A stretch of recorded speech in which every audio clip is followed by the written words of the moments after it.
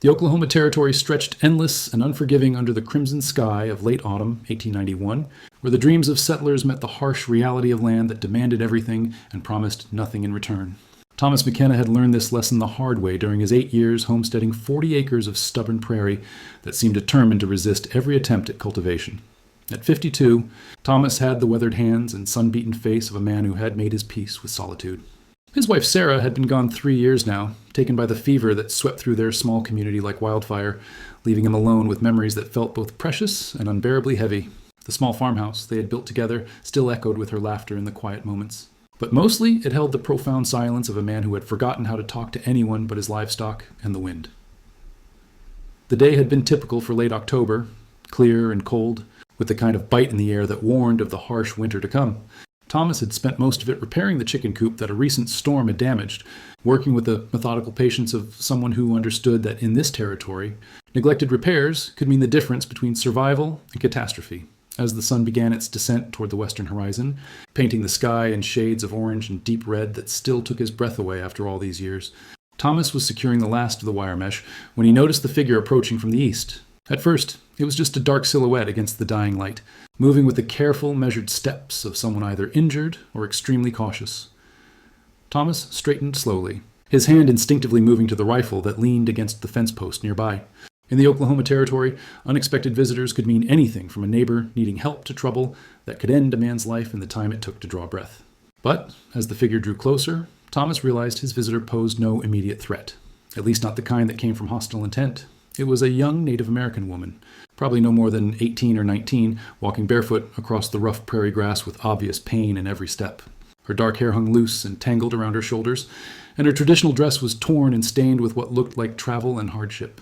But it was her eyes that struck Thomas most forcefully, large, dark, and filled with a wariness that spoke of experiences no young person should have to endure. She stopped about 20 yards from where Thomas stood, close enough for him to see the exhaustion etched in every line of her body, but far enough away to maintain a safe distance from this stranger, whose intentions she couldn't know. Her arms were wrapped tightly around her torso, and Thomas could see her shivering in the evening cold, her breath forming small clouds in the increasingly frigid air. For a long moment, they simply looked at each other across the space that separated them, two people from different worlds, each trying to read the other's intentions. Thomas had encountered Native Americans before, of course. The territory was still home to many tribes who had been relocated here from other parts of the country. But those encounters had typically been brief and formal, mediated by government officials or conducted in the context of trade. This was different. This was one human being encountering another in a moment of obvious need, stripped of all the complex political and cultural considerations that usually govern such meetings. The young woman was cold, injured, and clearly exhausted. Everything else, her race, her tribal affiliation, the potential complications that helping her might bring, seemed secondary to the simple, immediate reality of her suffering. Thomas made his decision with the same quiet certainty that had guided most of the important choices in his life. Without a word, he began to unbutton his heavy wool jacket, the only winter coat he owned and the one Sarah had mended for him countless times during their marriage. It was worn and patched in places, but it was warm and dry, and that was what mattered now. The young woman's eyes widened slightly as she realized what he intended to do. She took a small step backward, her body language suggesting she was prepared to run if necessary. But Thomas moved slowly and deliberately, his actions as non-threatening as he could make them. He held the jacket out toward her, not advancing or attempting to force the gesture, just offering what comfort he could provide. "It's cold," he said simply, his voice rusty from disuse, but gentle. "You're shivering." For what felt like an eternity, she stared at him with those dark, searching eyes, as if trying to peer into his soul to determine whether this unexpected kindness was genuine or some kind of trap.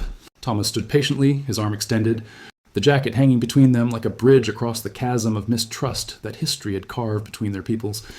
Finally, with movements as careful and deliberate as his had been, she stepped forward and took the jacket from his hands. The jacket seemed to swallow the young woman's small frame, its worn wool hanging nearly to her knees and completely covering her arms. She pulled it tight around her shoulders, and for the first time since Thomas had noticed her approach, her shivering began to subside.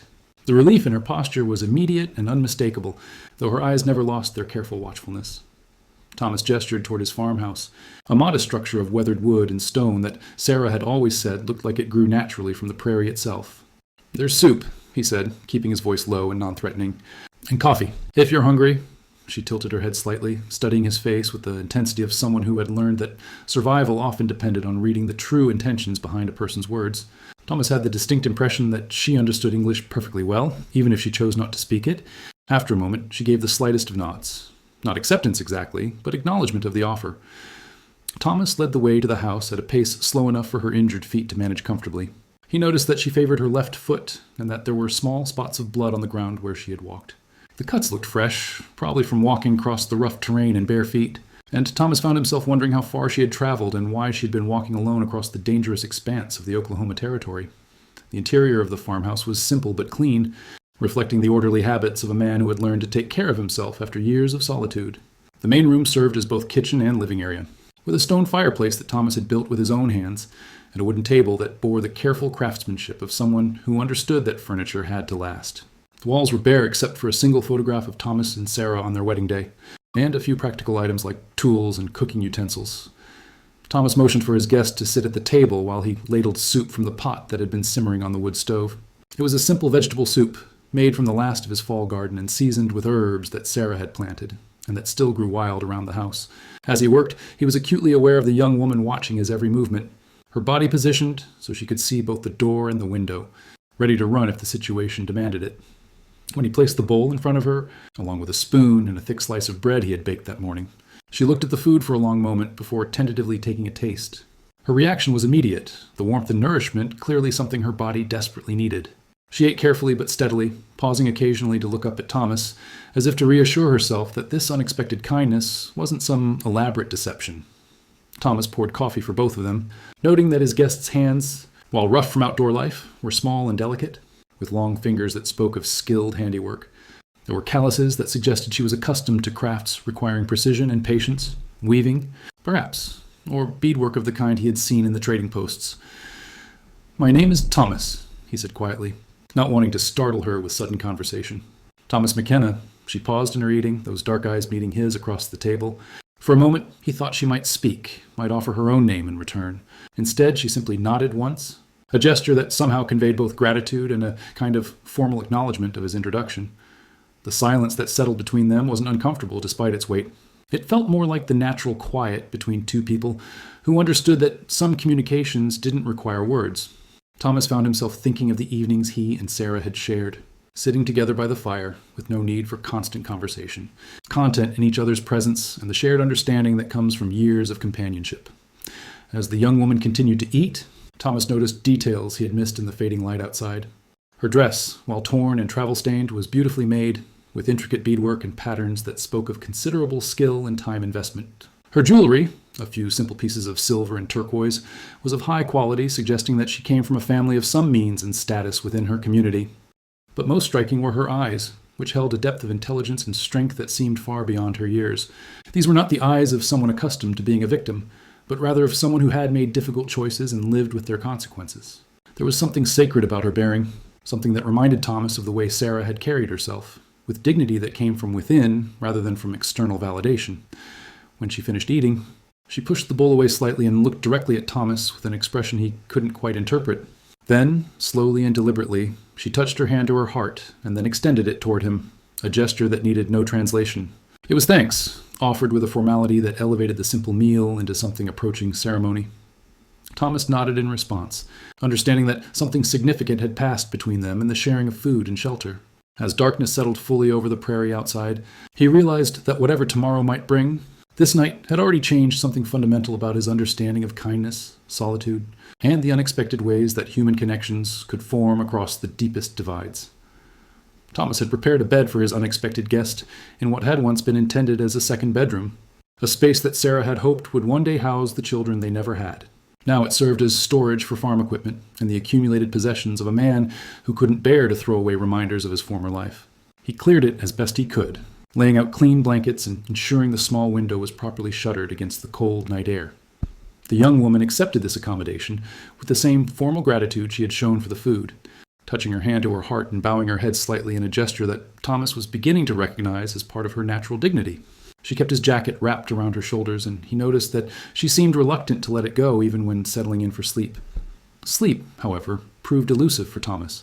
He lay in his own bed, listening to the familiar sounds of his house at night, the settling of wooden beams, the whisper of wind around the eaves, the distant calls of coyotes across the prairie. But tonight, these familiar sounds were joined by something new, the almost inaudible presence of another person, someone whose very existence in his home seemed to change the quality of the silence. He found himself thinking about Sarah, and how she would have handled this situation. Sarah had possessed an intuitive understanding of people that Thomas had always admired but never quite mastered. She would have known, somehow, what the right thing to do was, would have navigated the complexities of offering help to someone from a different culture without making his guest feel either threatened or patronized. More troubling was Thomas's awareness that his simple act of kindness might have consequences he couldn't foresee. Relations between white settlers and Native Americans in the Oklahoma Territory were complex and often tense, governed by an intricate web of treaties, government policies, and mutual misunderstandings that had been building for decades. By offering shelter to this young woman, Thomas might have unwittingly inserted himself into conflicts and obligations he didn't understand, but every time these practical concerns arose in his mind, they were countered by the memory of her eyes. The wariness? Yes, but also the intelligence and strength he had seen there. This was not someone to be pitied or feared, but rather someone to be respected. And respect, Thomas had learned from his marriage to Sarah, sometimes required actions that looked like risks to outside observers, but felt like moral necessities to those who took them. Dawn came with the kind of crystalline clarity that Oklahoma autumns were famous for. The air so clean and cold it almost hurt to breathe. Thomas was up early, as was his habit, tending to his animals and beginning the daily tasks that kept his small farm functioning. His chickens needed feeding, his cow required milking, and there were always repairs that demanded attention. He was surprised to discover that his guest was already awake, sitting on the front porch of the farmhouse, still wrapped in his jacket, watching the sunrise with an expression of profound concentration. She had somehow managed to wash her face and hands, probably at the pump by the well, and had braided her long hair into a neat plait that revealed the strong lines of her face and neck. "Morning," Thomas said quietly, not wanting to disturb what seemed like a moment of private reflection. She turned toward him and, for the first time since her arrival, offered what might have been the beginning of a smile. It transformed her face completely, revealing a warmth and humor that her wariness had hidden. She stood gracefully, moving with less pain than the night before, and began to remove his jacket from her shoulders. "No," Thomas said quickly, realizing she intended to return it. "Keep it until you don't need it anymore." She paused in the act of shrugging out of the jacket, her eyes searching his face. Then, slowly, she pulled it back around her shoulders and touched her hand to her heart, in that gesture of formal thanks that Thomas was learning to recognize as profoundly meaningful rather than merely polite. Thomas went about his morning, chores with his guest watching from the porch, and he found himself strangely comforted by her presence. It wasn't conversation, she still hadn't spoken a single word, but it was companionship of a kind he had forgotten he missed. Someone else sharing his small world, witnessing the simple routines that made up his days. When he came back from the barn, carrying a bucket of fresh milk, he found her standing near his garden examining the late fall vegetables with obvious interest. She pointed to his turnips and then to herself, raising her eyebrows in what was clearly a question. "You know about farming?" Thomas asked. In response, she walked to where his shovel leaned against the fence and began to demonstrate proper technique for harvesting root vegetables, her movements quick and expert. Within minutes, she'd gathered more turnips than Thomas typically managed in an hour, selecting them with an eye for quality and ripeness that spoke of considerable experience. As they worked together in the garden, their first truly collaborative effort, Thomas began to understand that his guest was not just a young woman in need of temporary shelter. She was someone with skills, knowledge, and strength that complemented his own. The realization was both humbling and oddly exciting, reminding him of the way he and Sarah had worked together, each contributing different abilities to their shared enterprise. But even as they settled into this comfortable rhythm of cooperation, Thomas couldn't shake the feeling that their peaceful morning was temporary. Something in the quality of light, or perhaps in the way the wind moved across the prairie, suggested that change was coming. His guest seemed to feel it too, pausing occasionally in her work to scan the horizon with those intelligent, watchful eyes. Neither of them could have anticipated how dramatically that change would announce itself, or how completely it would transform Thomas's understanding of the simple kindness he had offered the evening before. The sound that broke the peaceful silence of Thomas McKenna's farm was unlike anything he had ever heard. A low, rhythmic thunder that seemed to rise from the earth itself and roll across the Oklahoma prairie like an approaching storm. It was the sound of many horses moving together, their hooves creating a percussion that spoke of discipline, purpose, and unmistakable power. Thomas dropped the armload of firewood he had been carrying and turned toward the source of the sound, his heart beginning to race with the sudden realization that his quiet morning was about to become something far more complicated. Beside him, his unnamed guest stood perfectly still, her posture transformed from the relaxed cooperation of their garden work into something resembling military alertness. The dust cloud appeared first, a dark smudge on the eastern horizon that grew larger and more defined with each passing moment.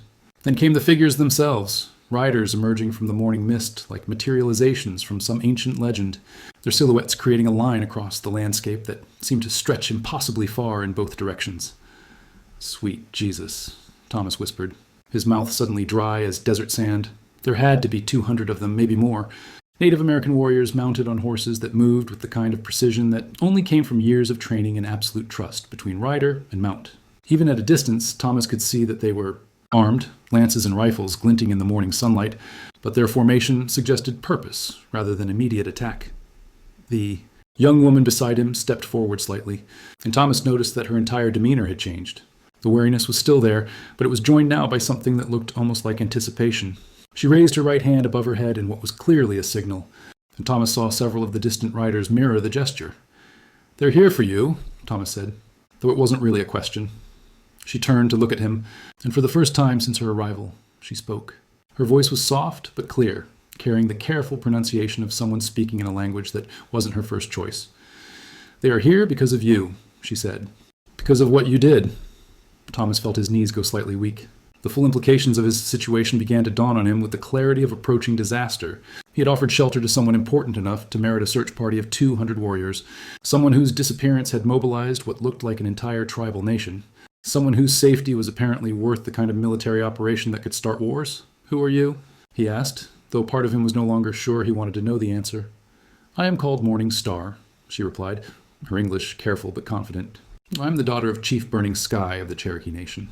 And you, Thomas McKenna, are the man who protected the honor of a chief's daughter when she was alone and vulnerable in a hostile land." The riders were close enough now that Thomas could make out individual faces, and what he saw there wasn't the bloodthirsty hostility that frontier newspapers had trained him to expect. Instead, he saw something far more complex and potentially more dangerous, respect mixed with curiosity, and beneath both, the unmistakable presence of men who had come prepared for war but hoping for peace. At the center of the approaching formation rode a man whose bearing immediately identified him as the leader. He was perhaps 60 years old, his long gray hair braided with silver ornaments that caught the morning light, his posture in the saddle speaking of decades of command and the kind of natural authority that didn't require demonstration to be recognized. "Your father," Thomas said, and it wasn't a question. Morning Star nodded. "He's been searching for me since I was taken 3 days ago by men who thought to use me as leverage against our people. I escaped from them yesterday morning, but I was injured and lost. Without your jacket, without the food and shelter you provided." She paused, her eyes meeting his, with an intensity that made Thomas understand that whatever happened next would be determined by decisions made in the next few minutes. "They could have killed you for helping me," Morning Star continued. "My people would have understood that you were a white farmer who chose to aid an enemy's daughter. But they also understand that you chose to see me as a human being in need, rather than as a political symbol. That kind of recognition creates obligations that go beyond simple gratitude." The lead rider, Chief Burning Sky, had raised his hand, and the entire formation came to a halt approximately 100 yards from Thomas's farmhouse. The precision of their stop was impressive and more than a little intimidating, suggesting military discipline of the highest order. But Thomas noticed that while they were clearly armed, none of the weapons were aimed in his direction. Morning Star began walking toward the assembled warriors, her movements formal and ceremonial. Thomas found himself walking beside her, not because he had been invited, but because something about the moment seemed to require his presence. His legs felt unsteady beneath him, but his mind was surprisingly clear. Whatever was about to happen would determine not just his immediate fate, but possibly the nature of relationships between his small community and the Cherokee Nation for years to come. As they approached Chief Burning Sky, Thomas noticed that the older man's eyes never left his face, studying him with the kind of attention usually reserved for puzzles that required solving. There was no hostility in that gaze, but there was evaluation of the most serious kind, the assessment of a leader trying to determine whether the man before him was worthy of the trust his daughter had, apparently placed in him when they were close enough for conversation. Morning Star spoke first, her words in Cherokee carrying the formal cadences of someone making an official report to a superior. Chief Burning Sky listened without interruption, his expression growing more thoughtful with each sentence. When she finished, he turned his full attention to Thomas. "Thomas McKenna," he said, his English heavily accented but perfectly clear. "My daughter tells me that you offered her your jacket when she was cold, your food when she was hungry, and your shelter when she was alone. She tells me that you asked nothing in return, and that you treated her with the respect due to any human being in need of help." Thomas swallowed hard, trying to find his voice. "I did what anyone should do." Chief Burning Sky smiled, and Thomas was surprised to see genuine warmth in the expression. That, Mr. McKenna, is exactly why we are here. Chief Burning Sky dismounted from his horse with the fluid grace of a man who had spent his entire life in the saddle, his movements those of someone accustomed to command but secure enough in his authority to move without haste. As his feet touched the ground, the entire formation of warriors followed suit in perfect unison, creating a sound like distant thunder as 200 men dismounted. Simultaneously, Thomas had never felt smaller, or more aware of his own mortality, than he did standing in the center of this extraordinary gathering.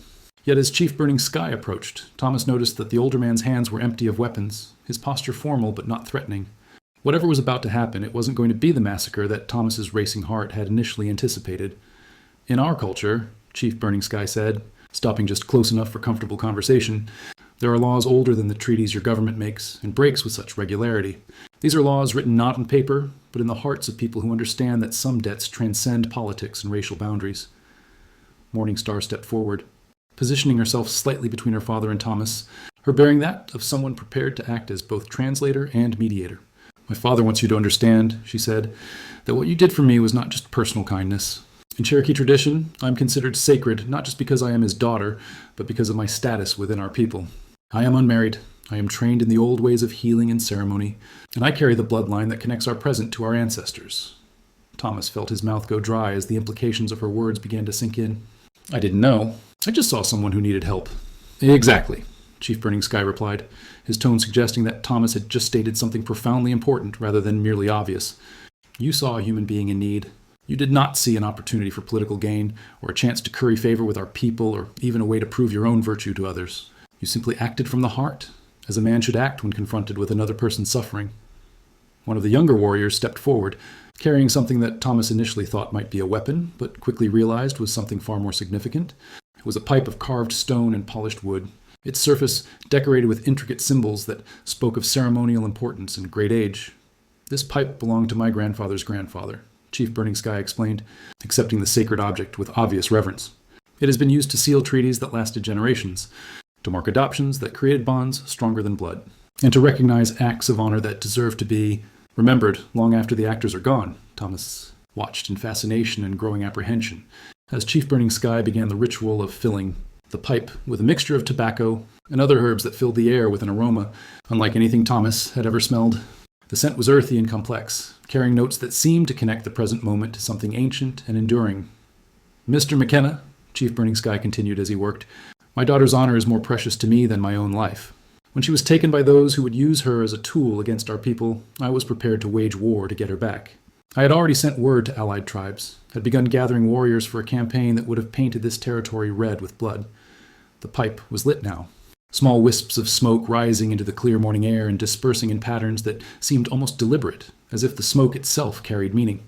Chief Burning Sky drew deeply and then released the smoke in 4 directions, north, south, east, and west, before continuing his explanation. But then my daughter returned to us, not as a victim rescued by force of arms, but as a person whose dignity had been preserved by the kindness of a stranger.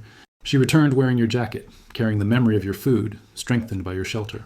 She returned with stories of a white man who saw past the color of her skin to the human being beneath. Thomas found himself thinking of Sarah, and how she would have reacted to this extraordinary scene.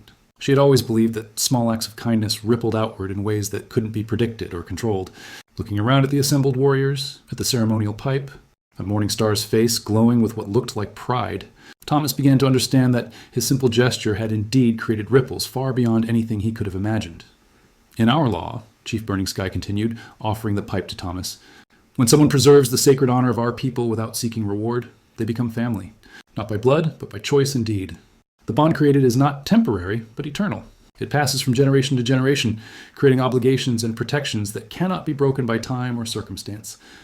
Thomas accepted the pipe with trembling hands, understanding instinctively that this moment was transforming him from a simple Oklahoma farmer into something he didn't yet fully comprehend. The pipe was heavier than he had expected, not just physically, but spiritually, as if it carried the weight of all the ceremonies it had witnessed over the generations. When you smoke this pipe with us, Chief Burning Sky said, you become our brother. Morningstar becomes your sister in spirit, and my people become your people. If you are ever in need, we will come to your aid as we would for any member of our family. And if we are in need, we know that we can call upon your honor as we would call upon any Cherokee warrior. Thomas looked around at the faces surrounding him. 200 warriors who had ridden across the territory not to wage war, but to witness an adoption ceremony that would bind him to their people in ways he was still trying to understand. He thought of his quiet life, his simple routines, his long years of solitude following Sarah's death. Then he thought of Morning Star shivering in the cold, of the trust she had placed in a stranger's kindness, and of the dignity with which she had accepted his simple offering of warmth and shelter.